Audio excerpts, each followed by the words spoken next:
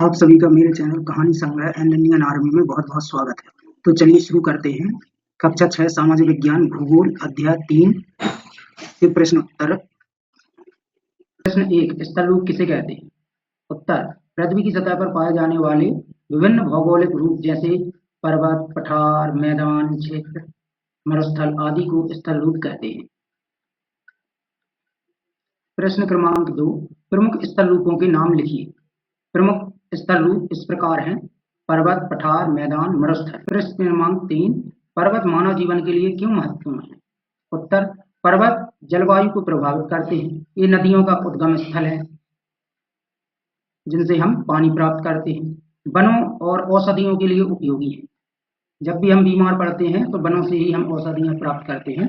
पर्यटन स्थल और प्राकृतिक सौंदर्य प्रदान करते हैं। प्रश्न क्रमांक 4, पठारों की उपयोगिता लिखिए। उत्तर, पठार खनिज और धातुओं का भंडार होते हैं। 2, जलवायु से जल विद्युत का उत्पादन किया जाता है। 3, चरागाह और पशुपालन के लिए भी पठार उपयोगी हैं। प्रश्न क्रमांक 5, मैदानी क्षेत्रों का महत्व बताइए। उत्तर, पहला, यहाँ उपजाऊ मिट्टी पाई जाती है। दूसरा, कृषि के लिए उपयुक्त क्षेत्र है। तीसरा, यहाँ घनी आबादी और नगरों का विकास होता है। यहाँ पर घनी आबादी और नगरों का विकास इसलिए होता है क्योंकि यहाँ पर परिवहन के पर्याप्त साधन होते हैं, इसलिए यहाँ पर घनी आबादी पाई जाती है। प्रश्न क्रमांक 6, मरुस्थल की विशेषताएं लिखिए। उत्तर, पहला है, यहाँ वर्षा बहुत कम होती है। मरुस्थलों में बहुत कम बारिश होती है। दूसरा है, वनस्पति और जल का अभाव होता है। तीसरा, यहाँ ऊंट परिवहन का मुख्य साधन है। प्रश्न क्रमांक 7, मैदानों को मानव का निवास क्षेत्र क्यों कहा जाता है? उत्तर, मैदानों को मानव का निवास क्षेत्र इसलिए कहा जाता है क्योंकि यहाँ उपजाऊ भूमि, जल की उपलब्धता, समतल सतह और परिवहन की सुविधाएं आसानी से मिलती हैं। प्रश्न क्रमांक 8, स्थल रूप मानव जीवन को कैसे प्रभावित करते हैं? उत्तर, स्थल रूप कृषि, परिवहन, उद्योग, जलवायु, पशुपालन और मानव की जीवन शैली को सीधे प्रभावित करते हैं। प्रश्न क्रमांक 9, पर्वतों के प्रकार कौन कौन से हैं? उदाहरण सहित लिखिए। पर्वतों के मुख्य 3 प्रकार होते हैं। पहला है भ्रंश पर्वत, उदाहरण के लिए विंध्याचल पर्वत, सतपुड़ा पर्वत। दूसरा है मोरदार पर्वत, उदाहरण के लिए हिमालय, एंडीज पर्वत। तीसरा है ज्वालामुखीय पर्वत, उदाहरण के लिए mount Fuji, mount Kilimanjaro, Africa. प्रश्न क्रमांक 10, तिब्बती पठार को विश्व की छत क्यों कहा जाता है? उत्तर, तिब्बती पठार समुद्र तल से लगभग 4000 से 5000 मीटर की ऊंचाई पर स्थित है, इसलिए इसे विश्व की छत कहा जाता है। प्रश्न क्रमांक 11, गंगा ब्रह्मपुत्र के मैदान में जनसंख्या घनी क्यों है? उत्तर, 1, यह मिट्टी उपजाऊ है। 2, सिंचाई और जल की प्रचुरता है। 3, परिवहन और संचार विकसित हैं, इसलिए इस क्षेत्र में जनसंख्या बहुत घनी है। प्रश्न क्रमांक 12, मरुस्थल में जीवन कठिन क्यों है? उत्तर, 1, पानी की कमी। 2, तेज गर्मी और सूखा रहता है। 3, वनस्पति और कृषि बहुत कम होती है, इस कारण मरुस्थल में जीवन कठिन होता है। प्रश्न क्रमांक 13, पठारों में खनिजों का महत्व क्यों है? पठारों में लोहा, कोयला, बॉक्साइट, तांबा, सोना आदि खनिज पाए जाते हैं। ये उद्योग और ऊर्जा उत्पादन के लिए महत्वपूर्ण हैं। प्रश्न क्रमांक 14, मैदानों में परिवहन क्यों सरल होता है? मैदानों में परिवहन निम्न कारणों से सरल होता है। पहला है, मैदानी समतल और सपाट होते हैं। जो मैदान होते हैं वो समतल और सपाट होते हैं। मैदानों में सड़क, रेल और हवाई मार्ग आसानी से बनाए जा सकते हैं, इसलिए मैदानों में परिवहन सरल और सुलभ होते हैं। प्रश्न क्रमांक 15, पर्वतीय क्षेत्र में बसे लोगों का मुख्य व्यवसाय क्या है?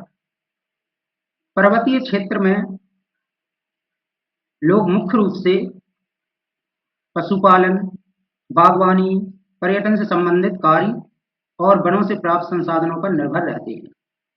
प्रश्न क्रमांक 16, स्थल रूपों के कारण मानव जीवन में विविधता क्यों पाई जाती है? उत्तर, स्थल रूपों के कारण मानव जीवन में विविधता इसलिए पाई जाती है क्योंकि पर्वतीय क्षेत्र में लोग ठंडी जलवायु और ढलानदार भूमि के अनुसार जीवन व्यतीत करते हैं। मैदानों में लोग कृषि और व्यापार पर निर्भर रहते हैं। पठारों में खनन और उद्योग प्रमुख होते हैं। इस प्रकार अलग अलग मरुस्थल स्थल रूप मानव जीवन को अलग अलग बनाते हैं।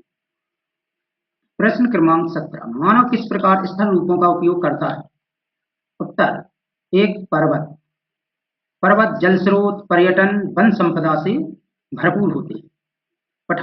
पठारों में खनिज, जल विद्युत, पशुपालन पर्याप्त मात्रा में होता है। मैदान, यहाँ पर कृषि, व्यापार, परिवहन आसानी से उपलब्ध हो जाते हैं। मरुस्थल, यहाँ खनिज संपदा, ऊंट से परिवहन होना संभव है। अब है क्रियाकलाप और परियोजनाओं से संबंधित प्रश्न। आपका कस्बा या गांव, नगर किस प्रकार के स्थल रूप पर स्थित है? इस अध्याय में बताई गई विशेषताओं में से कौन सी विशेषताएं आप अपने आसपास देखते हैं? उत्तर, मेरा गांव समतल मैदान पर है। यहाँ उपजाऊ मिट्टी पाई जाती है और कृषि प्रमुख कार्य है। पास में नदियां भी हैं जिनसे सिंचाई होती है। यहाँ की आबादी भी अधिक है क्योंकि परिवहन और रहने की सुविधा अच्छी है। प्रश्न क्रमांक 2, आइए छोटा नागपुर से प्रयागराज और अल्मोड़ा की हमारी आरंभिक यात्रा चलें।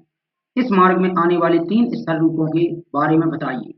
इस यात्रा में हमें ये प्रमुख स्थल रूप दिखाई देंगे जब भी हम यात्रा करेंगे। पहला, छोटा नागपुर पठार, यहाँ खनिज पदार्थ प्रचुर मात्रा में पाए जाते हैं। दूसरा है प्रयागराज का मैदान, यहाँ गंगा के मैदान में बसा है जो उपजाऊ भूमि के लिए प्रसिद्ध है। यह गंगा के मैदान में बसा है जो उपजाऊ भूमि के लिए प्रसिद्ध है। तीसरा है अल्मोड़ा का पर्वतीय क्षेत्र, यहाँ ऊंचे पर्वत, ठंडी जलवायु और प्राकृतिक सौंदर्य मिलता है। तीसरा है भारत के कुछ प्रसिद्ध तीर्थ स्थलों की सूची बनाइए। यह भी लिखिए कि वे कौन से स्थल रूप के अंतर्गत आते हैं। उत्तर, पहला बद्रीनाथ केदारनाथ पर्वतीय क्षेत्र, वाराणसी प्रयागराज मैदानी क्षेत्र, पुष्कर मरुस्थल क्षेत्र, तिरुपति पठार क्षेत्र। प्रश्न क्रमांक 4, सही या गलत बताइए। हिमालय गोल शिखरों वाली नवीन पर्वत श्रृंखला है। यह गलत है क्योंकि हिमालय पर्वत नुकीले शिखरों और ऊंचाई पर है। दूसरा, पठार प्रायः एक ओर से उठे हुए होते हैं। यह भी गलत है, पठार चारों ओर से ढलान युक्त ऊंचाई लिए होते हैं। तीसरा है पर्वत और पहाड़ियां एक ही प्रकार के स्थल रूप हैं। यह भी गलत है, पहाड़ियां पर्वत से नीचे होती हैं। भारत में पर्वत, पठार और नदियां में एक ही प्रकार की वनस्पति और प्राणी जगत पाए जाते हैं। यह भी गलत है, हर जगह अलग अलग प्रकार की वनस्पति और प्राणी पाए जाते हैं। गंगा यमुना की सहायक नदी है। ये गलत है क्योंकि यमुना गंगा की सहायक नदी है। मरुस्थल का वनस्पति जगत और प्राणी जगत विलक्षण होता है। बिल्कुल सही। हिम पिघलने से नदियों में जल आता है। हाँ, बिल्कुल सही, आता है। मैदानों में नदियों द्वारा एकत्र किए गए तलछट भूमि को उपजाऊ बनाते हैं। बिल्कुल सही है। 9वां है, सभी मरुस्थल गर्म होते हैं। यह बिल्कुल गलत है, कुछ मरुस्थल ठंडे भी होते हैं जैसे गोबी मरुस्थल। प्रश्न क्रमांक 5, शब्दों के जोड़े बनाइए। शब्द और जोड़ा ये अलग करके लिख दिए मैंने। तो माउंट एवरेस्ट विश्व की छत के नाम से जाना जाता है। राफ्टिंग का मतलब होता है पर्वतारोहण। ऊंट मरुस्थल में पाए जाते हैं। पठार अफ्रीका, गंगा का मैदान धान के खेत, जलमार्ग नदियों के माध्यम से, माउंट किलिमंजारो अफ्रीका, यमुना सहायक नदी। यदि वीडियो पसंद आए तो इसे लाइक, शेयर, सब्सक्राइब अवश्य करें और ऐसे ही वीडियो देखने के लिए मेरे चैनल पर बने रहें। धन्यवाद।